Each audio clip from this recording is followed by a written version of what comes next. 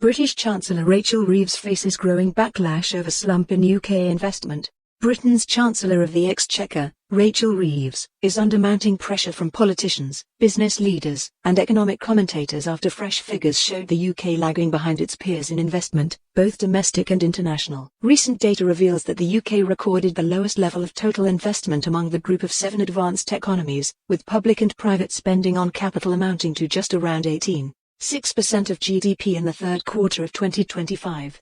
This places Britain below countries like France, Canada, Italy and the United States, a situation that has alarmed economists and sparked criticism in Westminster.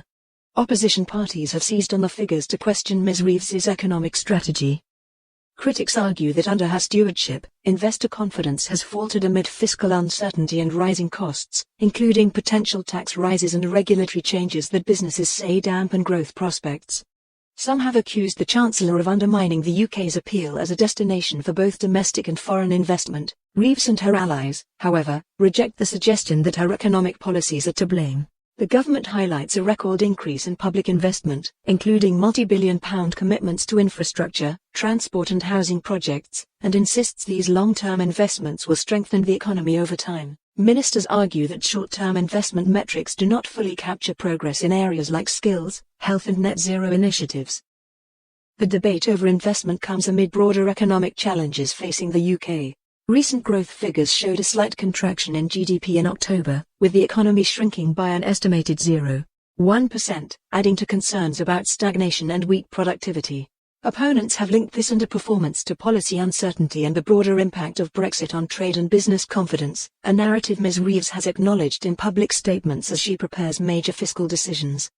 Supporters of the government argue that external factors, from global geopolitical tensions to inflationary pressures, have made the economic environment unusually difficult, and they stress that avoiding a return to austerity while protecting public services requires tough choices.